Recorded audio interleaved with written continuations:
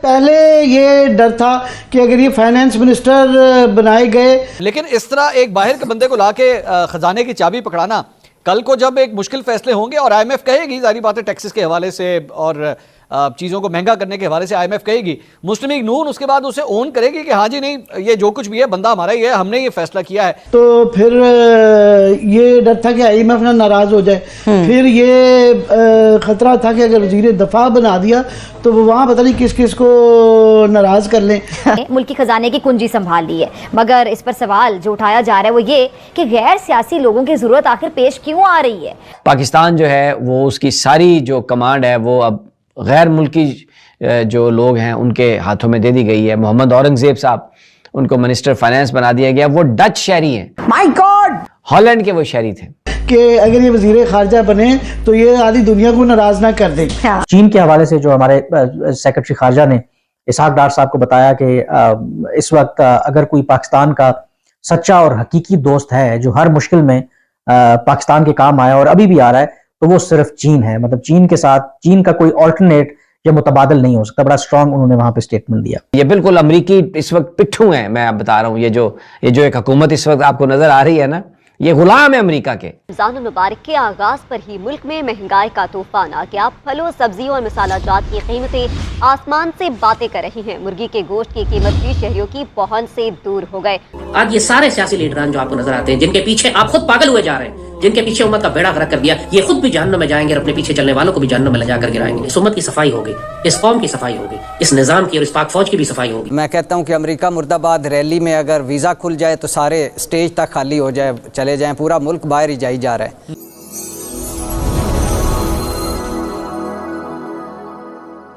एक सवाल यहाँ पे उठता है, जिस तरह अभी झगड़ा साहब फरमा रहे थे कि अगले 1-2 साल बड़े मुश्किल हैं, और ये बात तो मियाँ नवाज शरीफ साहब खुद भी ये कह चुके हैं।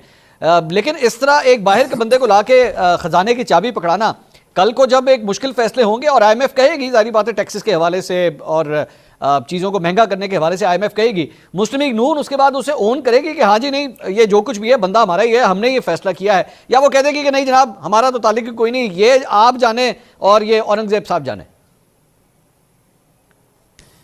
सबसे पहले तो रमज़ान मुबारक पूरी कौम को, सबको। और इस बार कहना ये है अपनी पूरी कौम से कि खुदा के लिए मसनूई महंगाई ना कीजिएगा, ज़ख़ीरा अंदोज़ी ना कीजिएगा, मिलावट ना कीजिएगा। और बहुत मुश्किल वक्त में है कौम, महंगाई, बेरोज़गारी और गुर्बत में। खुदा के लिए अपने इर्द गिर्द नज़र मारें और इज़्ज़त और वक़ार के साथ जो मुस्तहक़ हैं उनकी हेल्प ज़रूर कीजिएगा। दूसरी बात यह है भाईजान, औरंगज़ेब साहब सुना है उनको शहरियत दी जा रही है, और सुना है कि वो 3 करोड़ की नौकरी और डच शहरियत छोड़ के आए हैं। अच्छी बात है, बहुत अच्छी बात है, वरना पूरा मुल्क, मैं कहता हूँ कि अमेरिका मुर्दाबाद रैली में अगर वीज़ा खुल जाए तो सारे स्टेज तक खाली हो जाए, चले जाएँ, पूरा मुल्क बाहर ही जाई जा रहा है। अब इसकी एक तो ये औरंगज़ेब साहब, दूसरा मुझे जो खौफ आ रहा है और परेशानी हो रही है वो ये है कि जो इनकी मुल्क के मसाइल देखें, मुल्क जिन हालात में है वो देखें, तो अगर हम सिर्फ ये मसाइल देखें अपने मुल्क के, मईशत के, गवर्नेंस के, परफॉर्मेंस के, तो आप मुझे ये टीम जो चुनी गई है, जो शहबाज शरीफ साहब ने 19 रुकनी टीम चुनी है, मैं तो खौफ आ रहा है मुझे कि इसहाक डार साहब को खारजा थमा दिया गया है। अब मुझे नहीं समझ आती कि इस वक्त जो सारी जंगें खारजा अमूर फ्रंट पे लड़ी जा रही हैं, उसमें पहले 16 महीने हमने बिलावल को भुगता और बाद में पता चला कि 56 दौरे करने वाला बिलावल तो अंडर ट्रेनिंग था, और फिर उस जाम कमाल को तिजारत दे दी है। अब मुझे नहीं पता कि जाम कमाल साहब तिजारत में कितने एक्सपर्ट हैं। खालिद मकबूल सिद्दीकी की पहले भी हम कहते थे पीटीआई के दौर में, और अब फिर आईटी या साइंस एंड टेक्नोलॉजी दे दी है। मुझे नहीं पता चला वो इसमें क्या कमाल दिखाएंगे। राना तनवीर सनतों पैदावार, अब मुझे नहीं पता कि राना साहब कितने माहिर हैं सनतों में, कितनी वो सनतें बंद पड़ी हुई चला पाएंगे, कितनी पैदावार हमारी होगी। रियाज पीरजादा को हाउसिंग दे दी गया, आप अंदाज़ा करें रियाज पीरजादा साहब क्या करेंगे। अवैस लगारी साहब को जो कर्ज़ों में और खसारे में डूबा रेलवे थमा दिया गया है। अब मुझे नहीं पता कि वो रेलवे के कितने बड़े एक्सपर्ट हैं। सालक हुसैन को समंदर पार पाकिस्तानीज़ और ओवरसीज़ पाकिस्तानीज़ और इंसानी हकूक़ थमा दिया गया है। अब मुझे नहीं, मैं हैरान हूँ कि सालक साहब का इससे क्या ताल्लुक़ बनता है। तो अब लेकिन ये टीम देख लीजिए, मेरी दुआएं हैं कि क्योंकि ये मुल्क इनका भी है, मेरा भी है, हमने सारों ने खुदा न खास्ता अगर डूबे तो इकट्ठे डूबना है, अल्लाह ना करे ऐसा हो, ये चला पाएँ। लेकिन मुझे बड़ा खौफ आ रहा है कि ये जो टीम है ये क्या कर पाएगी। उनको हलफ उठवा लिया गया। पहली दफ़ा हुआ कि कोई गैर मुल्की जो पाकिस्तान का शहरी नहीं है वो वफाकी काबीना का उसने हल्फ उठाया। उसके बाद फिर उनकी दरख्वास्त जो है वो वफाकी काबीना के सामने रखी गई कि वो अपनी जो हॉलैंड की शहरियत है उसको उन्होंने छोड़ दिया है और वो पाकिस्तानी शहरियत लेना चाहते हैं। तो काबीना ने उसकी अप्रूवल दी, क्योंकि जाहिर है उनको पाकिस्तान का मिनिस्टर फाइनेंस जो बनाना था। ये बात भी आपको याद रखना होगी कि मोहम्मद औरंगज़ेब साहब जो हैं ये पहले पाकिस्तानी थे, लेकिन इन्होंने डच शहरियत ली पाकिस्तान की शहरियत को छोड़ के, और वहाँ पर वो एक बैंकर के तौर पर अपना कैरियर, अमेरिका इनकी तारीफ़ कर रहा है कि ये बड़े अच्छे हैं जी, जो इस्लाहात हैं, IMF इज़ वेरी कंफर्टेबल। लेकिन मैं सोच रहा था कि जब वो बाकर साहब जो स्टेट बैंक के गवर्नर थे, जब इमरान खान साहब ने उनको लगाया था, तो यही जो नून लीगी हैं इन्होंने इतनी तनकीद की थी और लेकिन आज मोहम्मद औरंगज़ेब के हवाले से दे आर वेरी पीसफुल और कहते हैं जी बिल्कुल ठीक है। उस माशरे का क्या मुस्तकबिल होगा जहां अच्छे लोग जो अपने इतनी कामयाब हैं वो बुरे लोगों को और बुराई का उनका हिस्सा बन जाते हैं और उसके हवाले से वो कुछ भी नहीं सोचते और अपने आप को कोई ना कोई एक्सप्लेनेशन जो है वो दे देते हैं। चीन के हवाले से जो हमारे सेक्रेटरी खारजा ने इसहाक डार साहब को बताया कि इस वक्त अगर कोई पाकिस्तान का सच्चा और हकीकी दोस्त है जो हर मुश्किल में पाकिस्तान के काम आया और अभी भी आ रहा है, तो वो सिर्फ चीन है। मतलब चीन के साथ चीन का कोई ऑल्टरनेट या मुतबादल नहीं हो सकता। बड़ा स्ट्रांग उन्होंने वहां पे स्टेटमेंट दिया। दूसरा उन्होंने जिक्र किया यहाँ पर कि जो एक हमारी कोशिश है कि गल्फ कंट्रीज से खास करके सऊदी अरब और UAE से हम सरमायाकारी लाना चाहते हैं, उसके लिए स्पेशल इन्वेस्टमेंट फैसिलिटेशन काउंसिल का भी क़याम अमल में लाया गया।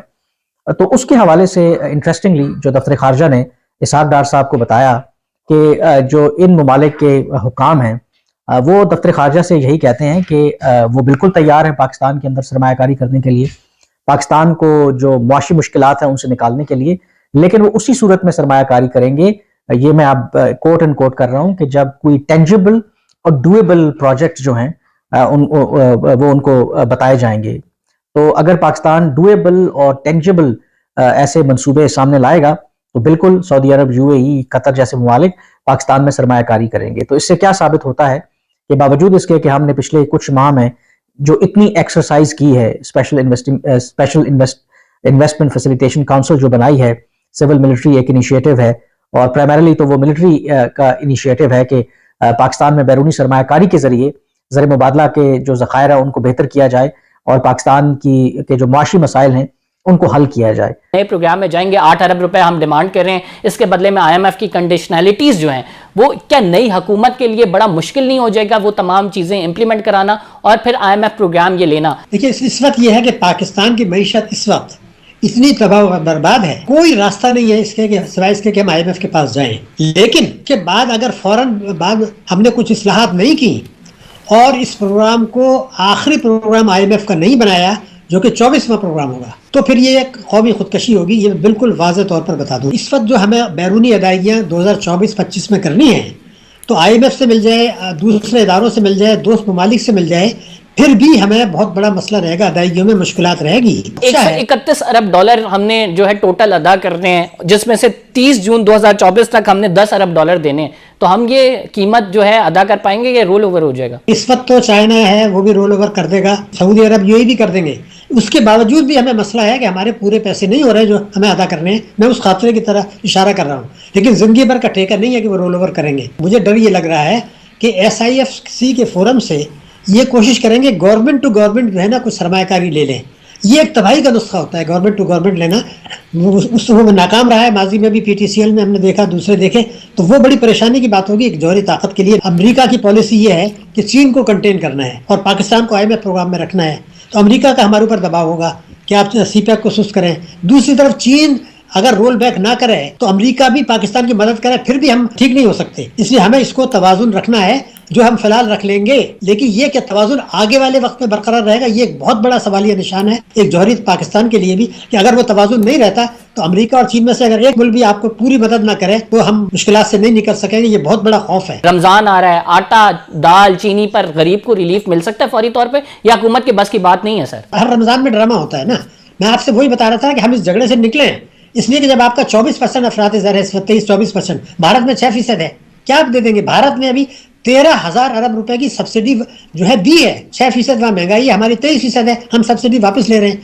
तो ये सियासी खेल बंद करें ना, कि आप 23 प्रोग्रामों में आप कुछ नहीं कर सके तो 24वें प्रोग्राम में आप कैसे दे देंगे? तो मैं चाहता हूँ कि रिलीफ की बात ना करें। मैं ये कह रहा हूँ कि अगर ये फौज नहीं कराती है तो ये खुदकशी होगी। मैं तो बार कह रहा हूँ, या आप खुदकशी करने के लिए तैयार हो जाएं, क्योंकि अब अमेरिका और चीन में अगर आप तवाजुन नहीं रख पाएंगे और दोनों में से कोई एक मुल्क पाकिस्तान को बचा नहीं सकता, अब इतनी मईशत खराब हो गई तो कोई रास्ता